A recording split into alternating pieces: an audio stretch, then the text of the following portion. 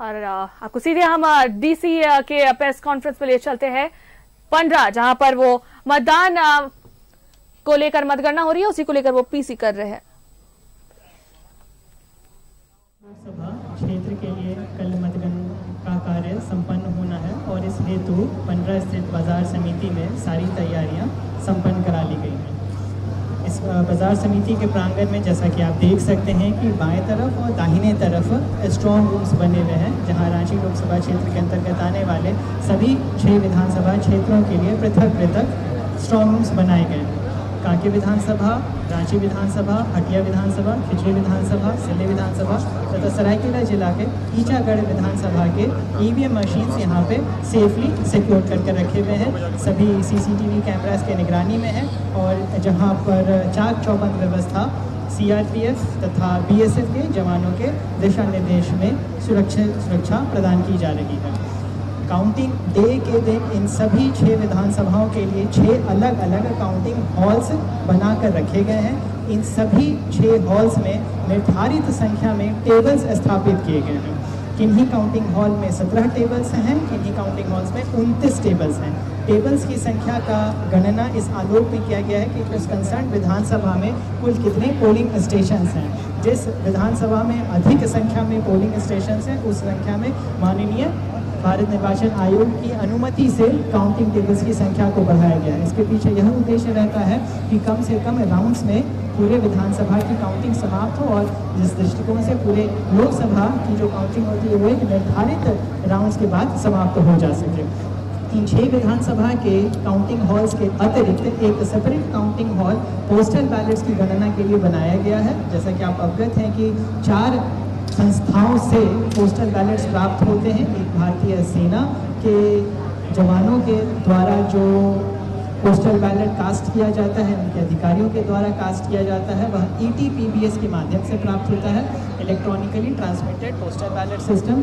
और इसके अतिरिक्त जितने भी पोलिंग पर्सन चुनाव की ड्यूटी में लगे हुए थे, उनका होम वोटिंग के माध्यम से जितने भी दिव्यांग बंधुगण थे तथा जितने भी 85 साल से ऊपर के सीनियर सिटीजन थे तथा इमरजेंसी सर्विसेज जैसे कि रेलवे डिपार्टमेंट, एयरपोर्ट के या फिर पोलिंग पर्सन्स को लाने ले जाने के लिए जितने भी ड्राइवर्स तथा कंडक्टर्स लगाए गए थे, इन 4 कैटेगरीज के लोगों के द्वारा पोस्टल बैलेट से जो वोट कास्ट किए जाते हैं, उनके लिए एक अलग हॉल रहेगा जहाँ पर भी विभिन्न तैयारियाँ सुनिश्चित की गई हैं। अब जितने भी विधानसभा के लिए काउंटिंग हॉल्स बनाए गए हैं, उनके टेबल्स पर काउंटिंग पर्सनल्स की डिप्यूटेशन कराई गई है। हर एक टेबल पर एक काउंटिंग सुपरवाइजर, एक काउंटिंग असिस्टेंट तथा एक माइक्रो ऑब्जर्वर की प्रतिनियुक्ति रहेगी। इन तीनों कर्मचारियों का यह जिम्मा रहेगा कि इनके टेबल पर जैसे जैसे CU आते जाते हैं तो उन CU को SOP के अनुसार सभी काउंटिंग एजेंट्स की उपस्थिति में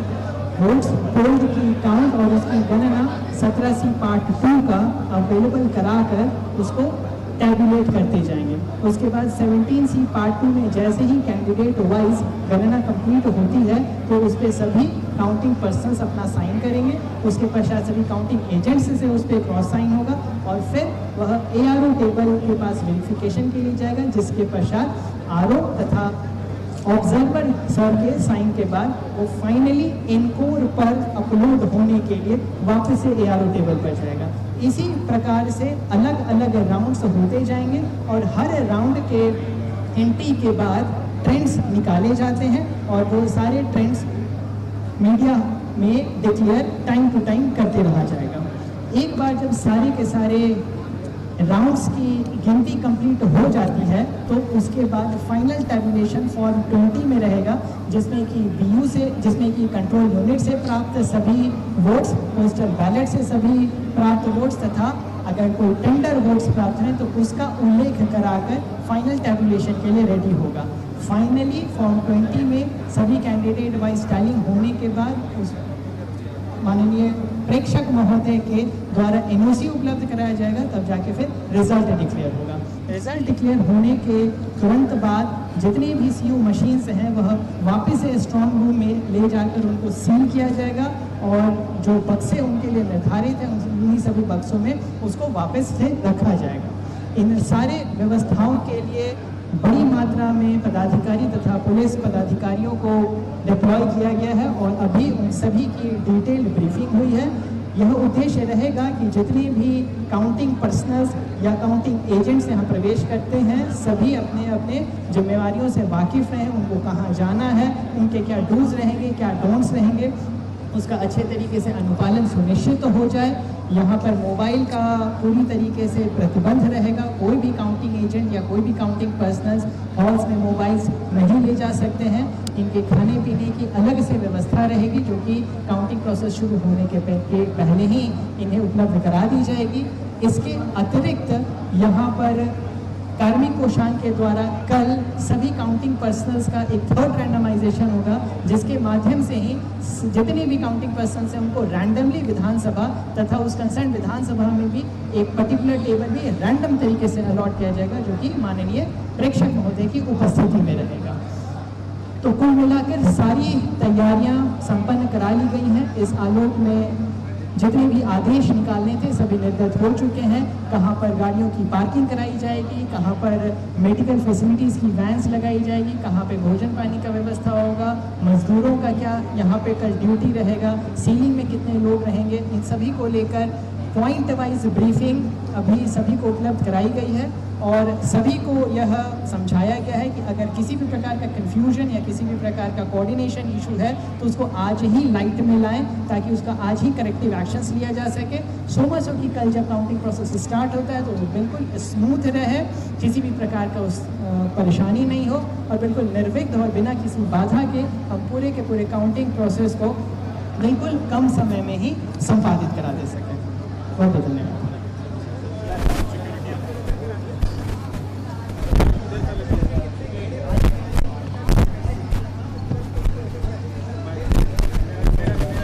as per the direction of election commission 3 layer की सिक्योरिटी है।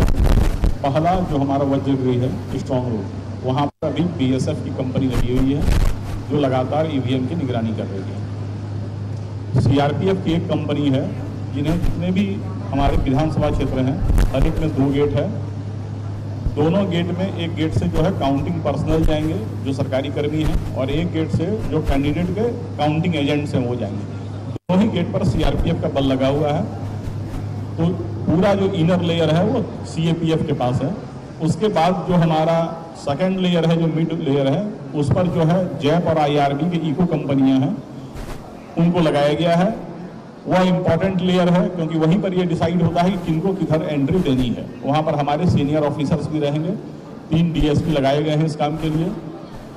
इसके अलावा जो मेन गेट है वहाँ पर कोई भी विदाउट पास एंट्री नहीं करेगा। वह भी हमारा एक इम्पॉर्टेंट लेयर है जो हमारा आउटर मोस्ट लेयर है जहाँ पर डिस्ट्रिक्ट आर्म पुलिस लगी हुई है और डिस्ट्रिक्ट के सारे जवान और ऑफिसर लगे हुए हैं।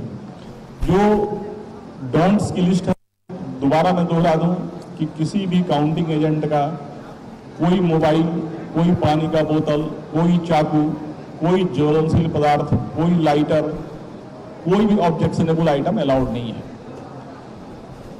वो ज़्यादा से ज़्यादा कुछ कागज और कलम ला सकते हैं अपने पॉइंट्स को नोट करने के लिए। इसके अलावा सब कुछ की व्यवस्था, खाने पीने के लिए भी जो अंदर ही व्यवस्था है, तो बाहर से जो है कोई जो है आदमी एंटर नहीं करेगा। जिनके पास नहीं होगा वो एंटर नहीं करेगा। 7 कैटेगरी ऑफ पीपल यहाँ पर आने हैं। मैं दोबारा आपको बता रहा हूँ। पहला एक जो डिप्लॉयड पुलिस ऑफिसर एंड पुलिसकर्मी है, दूसरे जो काउंटिंग स्टाफ है जो गवर्नमेंट स्टाफ है, कंट्रोल यूनिट कैरियर जो स्टाफ आएंगे हेल्प करने के लिए, जो कंट्रोल यूनिट को स्ट्रॉन्ग रूम से ले जाकर वहाँ पर ले जाएंगे। चौथा मीडिया है। 5वां जो सीनियर डिस्ट्रिक्ट के ऑफिसर्स हैं और जो कैंडिडेट या उनके इलेक्शन एजेंट या काउंटिंग एजेंट्स हैं। और इसके अलावा और किसी का यहाँ पर एडमिशन अलाउड नहीं है कैंपस में। दूसरी बात कि जो हमने सफिशिएंट मात्रा में यहाँ पर जो है क्विक रिएक्शन टीम्स रखी हैं। अगर कोई इवेंचुअलिटी आती है तो उसको एड्रेस करने के लिए हमारी 3 QRT जो है यहाँ पर रहेंगी। इसके अलावा शहर में बहुत सारी QRT रखी।